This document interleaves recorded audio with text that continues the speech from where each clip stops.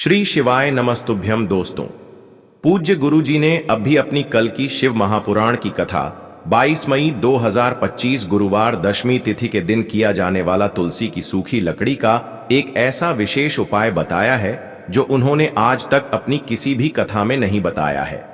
पूज्य गुरु जी ने कहा कि जब आपके हाथ तंग चल रहे हो, जब रुपए पैसे कहीं से प्राप्त ही ना हो पा रहे हो, जीवन में चारों तरफ से सिर्फ और सिर्फ परेशानियां आ गई हो, उनसे बाहर निकलने का कोई रास्ता ना दिखाई दे रहा हो, तो 22 मई 2025 गुरुवार दशमी तिथि के दिन कर लेना। तुलसी की सूखी लकड़ी वाला यह उपाय होगी, हर मनोकामना पूरी मिलेगी, सभी दोषों से मुक्ति, इतना धन आएगा कि संभाले नहीं संभलेगा। माता लक्ष्मी जी और महादेव जी के आशीर्वाद से पूरे साल धन बरसता रहेगा। दोस्तों, जैसा कि आप सभी लोग जानते हैं कि 22 मई 2025 यानी गुरुवार को पड़ रही है ज्येष्ठ महीने की दशमी तिथि। और दोस्तों, यह वह तिथि है जो ज्येष्ठ महीने में पड़ने वाली सबसे बड़ी और ज्येष्ठ महीने की दशमी तिथि है, क्योंकि यह गुरुवार के दिन पड़ रही है और हमारे हिंदू धर्म में इसका बहुत ही बड़ा और विशेष महत्व होता है। पूज्य गुरु जी ने कहा है कि अगर कभी भी मौका लग जाए और ज्येष्ठ महीने की दशमी तिथि गुरुवार को पड़ जाए तो आप लोगों को सिर्फ और सिर्फ तुलसी की सूखी लकड़ी वाला उपाय तो अवश्य ही करना चाहिए। इन दोनों का संयोग बहुत ही कम आता है। इसी के साथ में गुरु जी ने अपनी शिव पुराण कथा में बताया है कि इस दिन आपको तुलसी की सूखी लकड़ी वाला उपाय तो आपको अवश्य ही करना चाहिए, क्योंकि ऐसा दिन पूरे साल में सिर्फ एक ही बार आता है। और दोस्तों, आप सभी लोग जानते हो कि गुरुवार का अगर सबसे बड़ा कोई उपाय है तो वह तुलसी की सूखी लकड़ी वाला उपाय है। तो दोस्तों, गुरुवार दशमी तिथि के दिन आप लोगों को इस तुलसी की सूखी लकड़ी वाला उपाय को जरूर करना है। बहुत सारे लोग होंगे जिन लोगों ने इस उपाय को ना किया हो, मतलब पूरा साल निकल गया, उन्होंने किसी भी दिन इस तुलसी की सूखी लकड़ी वाला उपाय को ना किया हो। पर दोस्तों, आपके पास एक आखिरी मौका बचा हुआ है, जो कि 22 मई गुरुवार दशमी तिथि के दिन है। इस दिन आप लोगों को इस वाले उपाय को जरूर कर लेना है। भले ही आपने पूरे महीने भर इस उपाय को ना किया हो, पर अगर आपने इस ज्येष्ठ महीने के गुरुवार दशमी तिथि के दिन अगर इस वाले उपाय को कर लिया तो आपको इस उपाय को करने का वह फल मिलेगा जिसकी आपने कभी कल्पना भी नहीं करी होगी। इसीलिए आप लोग इस वाले उपाय को एक बार जरूर कर लेना है, ताकि आप लोगों के हाथ से यह मौका ना जा सके और आपको इस उपाय को करने का फल मिल सके। दोस्तों, यह उपाय पंडित जी ने अपनी अभी की ही श्री शिव महापुराण की कथा में बताया है। जी, इस उपाय को आज हम आपको बहुत अच्छे से समझाने वाले हैं। इस वीडियो को देखने के बाद इस उपाय को समझने के लिए आपको कोई और वीडियो को देखने की जरूरत नहीं पड़ेगी। तो चलिए दोस्तों, उपाय को शुरू करते हैं। देखिए, यह इस ज्येष्ठ महीने के गुरुवार के दिन यह इतना खास होता है, इतना महत्वपूर्ण होता है, देखा गया है कभी कभी बड़े बड़े पूजा पाठ अनुष्ठान से जो मनोकामना पूर्ण नहीं होते, वह ज्येष्ठ महीने की गुरुवार के दिन एक छोटे से उपाय करने से ही आपकी मनोकामना पूर्ण हो जाती है। और बहुत सारे लोगों ने इस उपाय को किया भी है और उनको इस उपाय को करने का फल भी जरूर मिला है। अगर आप लोग भी इस उपाय को करना चाहते हैं तो आप इस उपाय को पहले अच्छे से समझ लेना, सुन लेना, उसके बाद करना। आपको इस उपाय का फल जरूर मिलेगा और इस उपाय को कर लेने से आपके घर में चाहे किसी भी प्रकार की दुख और समस्या क्यों ना चल रही हो, आपको उसका कारण भी नहीं पता है कि भाई यह समस्या किस कारण से चल रही है। उसका कुछ भी कारण हो सकता है, जैसे पितृदोष हो सकता है या किसी भी तरह का मंगल दोष भी हो सकता है। तो इस दिन आप लोगों को यह वाला उपाय कर लेना है। यह एक ऐसा उपाय है जिस उपाय को अगर किसी विशेष दिन पर किया जाए तो भाई उस विशेष दिन का जो है वह तो हमें मिलता ही मिलता है, पर हमने उस दिन पर इस उपाय को किया है तो हमें उससे भी बड़ा फल मिलता है, और फल बहुत जल्दी मिलता है, क्योंकि आप इस उपाय को बहुत ही बड़े और विशेष दिन पर कर रहे हो। तो चलिए अब उपाय के बारे में बात करते हैं, लेकिन उससे पहले आप लोगों को यह जानना आवश्यक है कि आखिर यह उपाय किस समय करना है, किसको करना है और कैसे करना है। तो चलिए हम आगे आपको वीडियो में एक एक करके बता देते हैं। लेकिन उससे पहले अगर आप लोग हमारे ज्ञान की बातें चैनल पर पहली बार आए हैं या फिर मेरी आवाज आज पहली बार सुन रहे हैं तो हमारे ज्ञान की बातें चैनल को सब्सक्राइब जरूर कर लेना और इस वीडियो को लाइक करके कमेंट बॉक्स में श्री शिवाय नमस्तुभयम ओम नमः शिवाय जरूर टाइप कर देना। तो दोस्तों, इस तुलसी की सूखी लकड़ी वाला उपाय को हमें इस गुरुवार के दिन कैसे करना है, किसको करना है, किस समय करना है और कहां पर करना है, ये सारे सवालों के जवाब आपको इस वीडियो में मिल जाएंगे। और जो ये वीडियो देखेगा भाई, उसको तुलसी की सूखी लकड़ी वाला उपाय जरूर करना चाहिए, क्योंकि इस दिन काला तिल का भी बहुत ही बड़ा और विशेष महत्व होता है। बात आ जाए तुलसी की सूखी लकड़ी वाला उपाय की, तो यह सोने पर सुहागा वाली बात हो जाती है और यह एक बहुत ही बड़ा उपाय हो जाता है इस गुरुवार का। तो अब दोस्तों, इस तुलसी की सूखी लकड़ी उपाय को आखिर करना किसको है, सबसे पहले हम लोग वह बात जान लेते हैं। तो देखो, घर की जो बड़ी माताएं बहनें होती हैं, उन माताओं बहनों में से कोई भी एक बड़ी माता बहन इस वाले उपाय को कर सकती है। और दोस्तों, अगर आप चाहें तो अपने घर में से सभी सदस्यों को भी इस उपाय को करवा सकते हैं। अगर किसी व्यक्ति की खुद की कोई मनोकामना है, खुद की कोई दुख और परेशानी है जो कि वह अपने लिए ही करना चाहता है, इस वाले उपाय को तो वह खुद अपने लिए भी कर सकता है। बाकी अगर कोई घर में से ऐसा है जो कि अपने पूरे घर परिवार की सुख और शांति के लिए यह वाला उपाय करना चाहता है, तो भाई वह भी कर सकता है, उसमें भी कोई दिक्कत वाली बात नहीं है। कहने का मतलब यह है कि इस उपाय को हर एक सदस्य भी कर सकता है और पूरे घर परिवार के सदस्य के लिए घर की बड़ी माताओं बहनों में से कोई एक माता बहन भी कर सकती है। माताएं बहनें अगर घर में उपस्थित ना हो या वह यह वाला उपाय ना कर पा रही हो, तो फिर घर का कोई बड़ा सदस्य भी इस तुलसी की सूखी लकड़ी वाला उपाय को कर सकता है, चाहे फिर वह पुरुष ही क्यों ना हो, उसमें कोई भी दिक्कत वाली बात नहीं है। उसके बाद में दोस्तों, जो अगला प्रश्न निकल कर आता है वह यह आता है इस उपाय को लेकर कि आखिर इस उपाय को हमें किस समय करना है, सुबह के समय करना है कि शाम के समय करना है। तो देखो, इस वाले उपाय को आप लोग सुबह के समय भी कर सकते हो और शाम के समय प्रदोष काल में भी कर सकते हो। अब अगर आप पूछो कि भाई सबसे उत्तम समय कौन सा रहेगा इस तुलसी की सूखी लकड़ी वाला उपाय को करने का, तो हम आपसे बस यही कहेंगे कि इस उपाय को आप सुबह के समय करेंगे तो ज्यादा बेहतर होगा। बाकी अगर प्रदोष काल शाम के समय भी करेंगे तो भी अच्छा होगा, उसमें कोई भी दिक्कत वाली बात नहीं है। तो अब दोस्तों, जो अगली सबसे बड़ी और महत्वपूर्ण बात आती है वह यह आती है कि सुबह अगर हम उपाय को करेंगे तो हमें कितने बजे से लेकर कितने बजे तक के बीच में करना है, और शाम के समय प्रदोष काल में करेंगे तो हमें कितने बजे से लेकर कितने बजे के बीच में करना है। तो देखो, सुबह जितनी जल्दी हो सके आप उपाय को करने की कोशिश करना। बाकी अगर किसी कारणवश लेट भी हो जाओ, थोड़ी देर भी हो जाए, तो 10 या 11 बजे तक भी आप उपाय कर लेना, पर 12 बजे से ज्यादा देरी ना हो, ठीक है, इस बात का ध्यान रखना। उसके बाद में दोस्तों, अगर शाम के समय प्रदोष काल की बात करें, प्रदोष काल का जो समय है होता है वह शाम के 6 बजे से शुरू हो जाता है। मतलब शाम के 6 बजे से लेकर 7 बजे के बीच का जो समय होता है, यह समय प्रदोष काल का समय होता है। तो आप इस उपाय को 7 या 8 बजे के बीच में भी कर सकते हो। मतलब शाम के 6 बजे से रात 8 बजे के बीच में आप कभी भी इस वाले उपाय को कर सकते हो, उसमें कोई भी दिक्कत वाली बात नहीं है।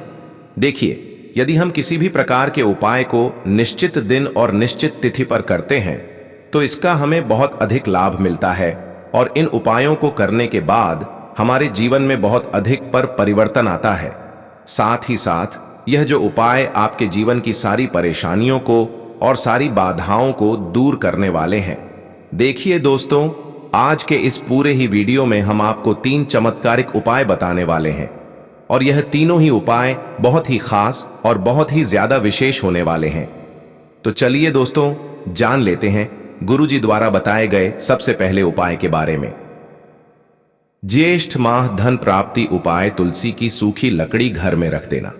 बहुत जल्दी करोड़पति बनोगे, इतना पैसा बरसेगा। राधे राधे।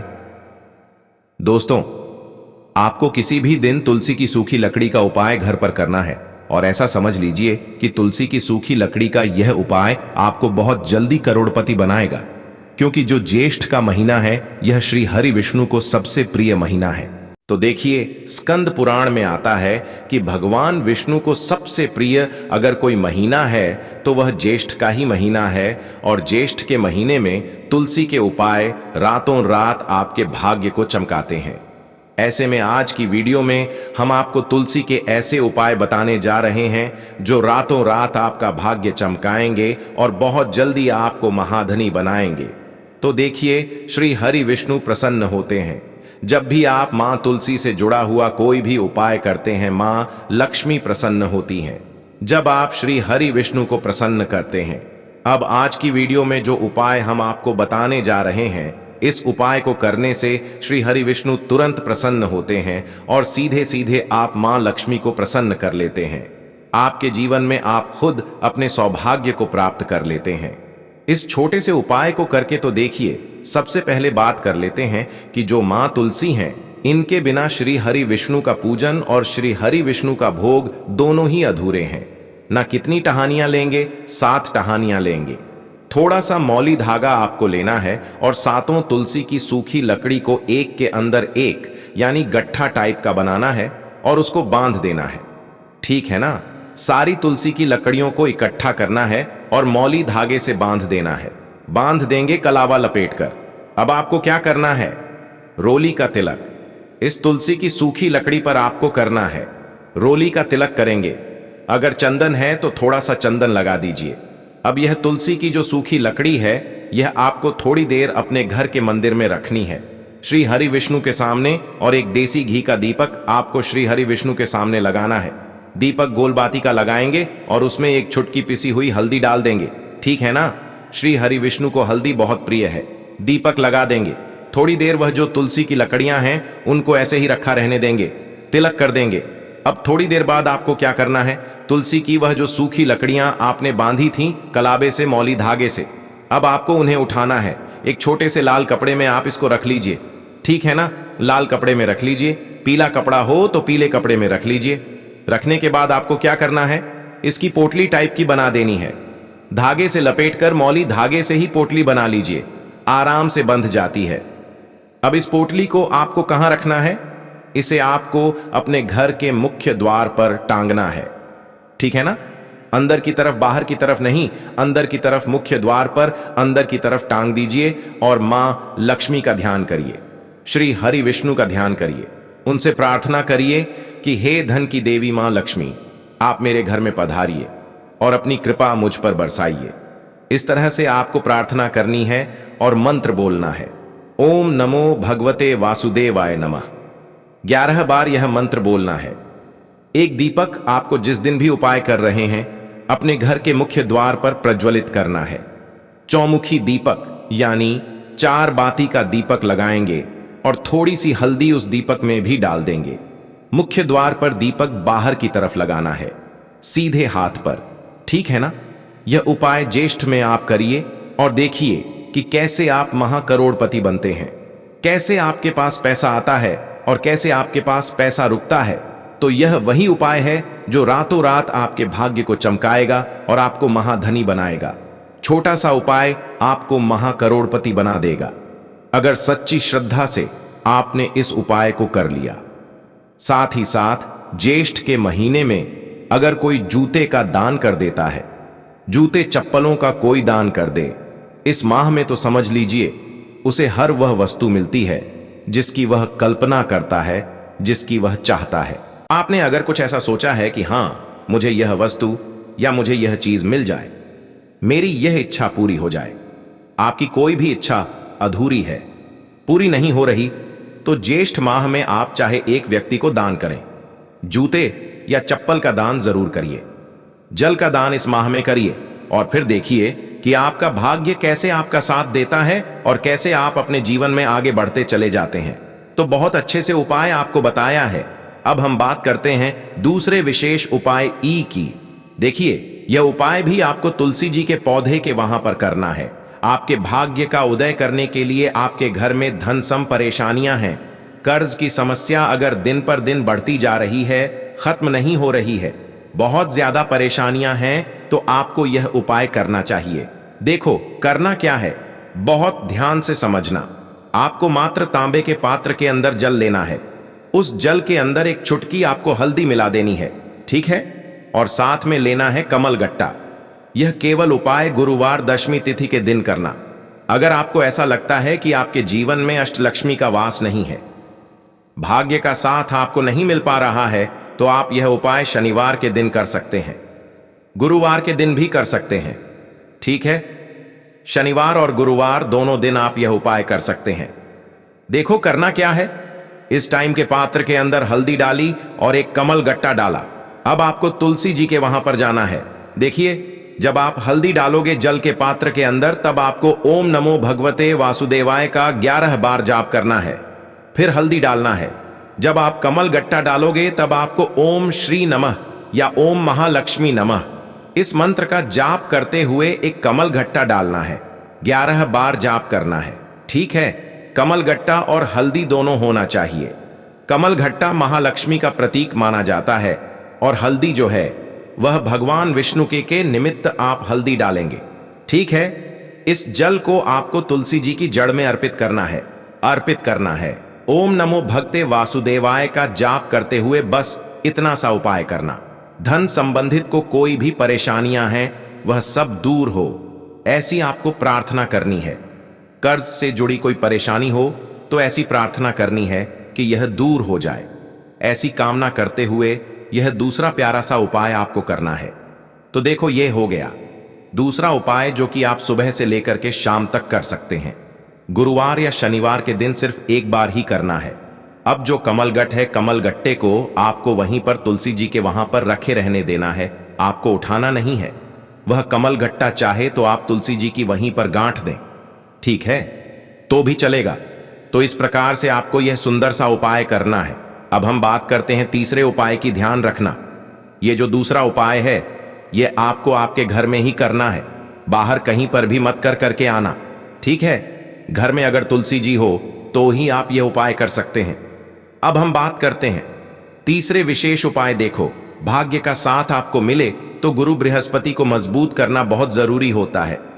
इसीलिए पूज्य गुरुदेव ने एक बहुत ही सुंदर सा उपाय बताया था, जो कि है पीले चावल का थोड़े से अक्षत लेना, चावल लेना।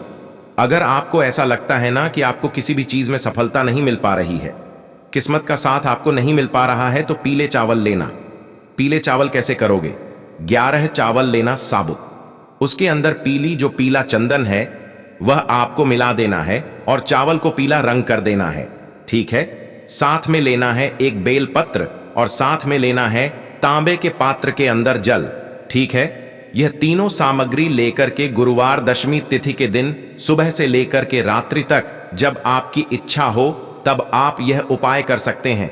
अब आपको क्या करना है? भगवान शिव के मंदिर में जाएंगे, जो एक बेल पत्र है वह माता अशोक सुंदर वाले स्थान पर आपको अर्पित करना है। डंडे का हिस्सा जलाधारी की तरफ हो चाहिए, उस प्रकार से आपको यह बेलपत्र अर्पित करना है। जब बेलपत्र अर्पित करोगे तब आपको कुंदकेश्वर महादेव का नाम लेना है, माता अशोक सुंदरी वाले स्थान पर, ठीक है? अब जो चावल के दाने हैं, जो अक्षत लेकर के आए हैं, वह भगवान शिव के शिवलिंग पर आपको अर्पित करना है। जब आप अर्पित करोगे तब आपको बृहस्पति शवर महादेव का नाम लेना है। बृहस्पति शवर महादेव ही एक ऐसे महादेव हैं जो आपके गुरु ग्रह को मजबूत करता है। तो आपको इस प्रकार से अर्पित करना है और अंत में एक लौटा जल धीरे धीरे पतले दरा से बृहस्पति शवर महादेव का स्मरण करते हुए या श्री शिवाय नमस्तुभयम का जाप करते हुए आप अर्पित करें। यह मात्र केवल और केवल गुरुवार के दिन किया जाता है और यह उपाय बहुत ही ज्यादा प्रभावशाली है। ध्यान रखना, हल्दी का उपयोग मत करना। चावल में पीला करना है, चावल को तो पीला चंदन ही होना चाहिए, ठीक है? अब यह जो उपाय जो भी करता है, निश्चित तौर पर उसके जीवन के सारे अंधकार दूर होते ही होते हैं, उसको सफलता भी मिलती है, बृहस्पति मजबूत होते हैं, किस्मत का साथ उसको मिलने लगता है। यह उपाय अगर आप प्रदोष काल के समय करते हैं तो और लाभकारी सिद्ध होता है। तो दोस्तों, यह थे पूज्य गुरुजी द्वारा बताए गए कुछ बहुत ही खास उपाय। अगर आपको जानकारी अच्छी लगी हो तो वीडियो लाइक करिएगा। मिलते हैं फिर एक नए वीडियो के साथ। श्री शिवाय नमस्तुभयम।